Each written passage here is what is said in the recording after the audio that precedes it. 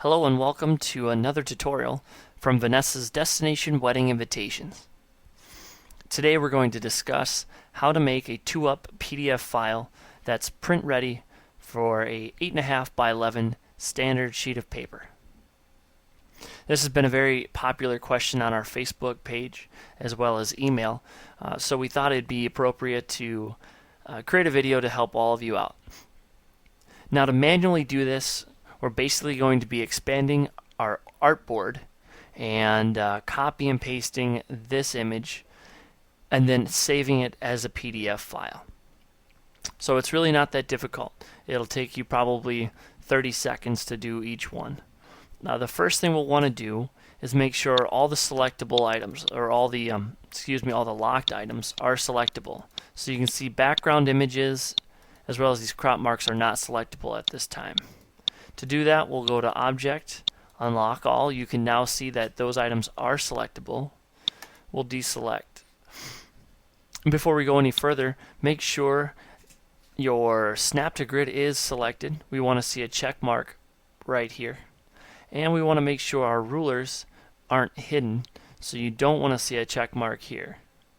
Alright, we want to see the ruler here on the left-hand side so we can better gauge what our new artboard dimension is going to be. Now we can go to our magnification tool. Holding the Alt button gives you the minus symbol, and we can zoom out. There are many other ways to do this. The navigation toolbar here, we can zoom in and out. And if you don't want to use any of those, you can just hold the Alt button down and scroll with the mouse wheel. And that's actually my favorite way to do it, because now you're not having to go back and forth to these. You can design, create, and then hold the Alt and zoom in and out. Okay, now that we've zoomed out, we're going to select the button here that's called Artboard Tool. Once we do that, you'll notice the artboard is now selectable. This white box here at the bottom of your artboard, we're going to grab with the mouse, hold it down, and bring it to a specific point, to the 5 1/4 spot. So you'll notice off to the left hand side a little dotted line. Right here I have it at 5, and if we bring it a little bit further, that's 5 1/8, and there's 5 1/4. And if you're close, that snap to grid will help because it'll snap automatically to that spot. So there's 5 1/4. We'll go ahead and let go and reselect the selection tool. That's the hardest part. Now all we need to do is select all, edit copy. And for this next part, I like to scroll down a little bit. That way when we paste it in, it'll go right to the center of the screen. And you can see it's almost perfect, not quite. I'll use the arrow tool to move it over, and there it is. If you notice, right here, you'll see a little gap. We don't want that. We don't want a dark gray box. We want to actually match those light gray edges right up to each other. And that's exactly where you want it. This will ensure that your crop mark is perfectly inside the bleed. I'll go ahead and deselect so you can see. This crop mark, you want it to look just inside of your red bleed line to match the top red bleed line right here. Your crop marks will actually overlap because this one goes down here and then this one goes up here, but that works perfectly fine. That's actually exactly what you want. And there you have it. We've now created the 2-up document. We're going to save it as a PDF file. I have a folder called PDFs and 2-up. Right here we'll select the Adobe PDF file type. You can see I've already worked on several other documents. Then we'll hit save.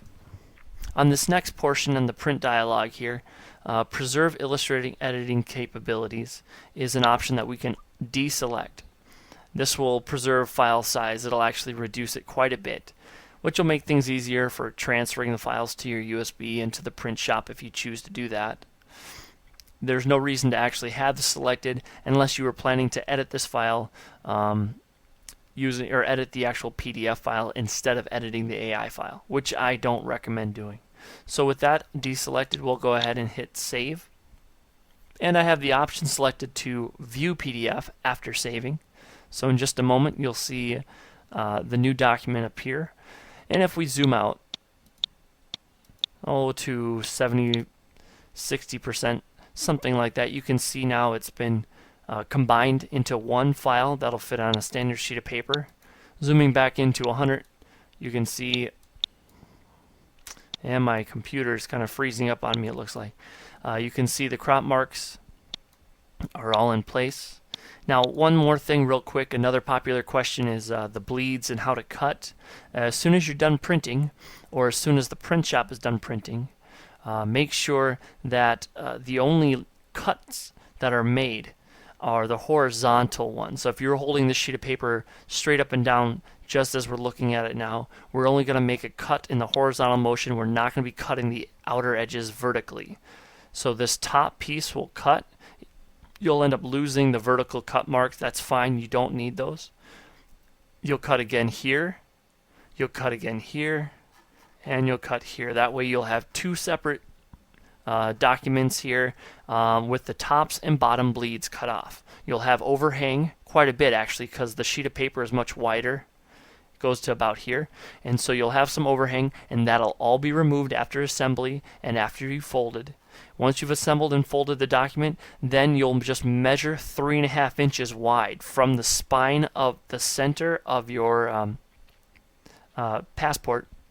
You'll measure 3.5 inches out, which will be right where this cut line is. Of course, you won't have this cut line anymore, but you'll then cut vertically, and it'll cut everything. That whole folded edge will look nice and crisp.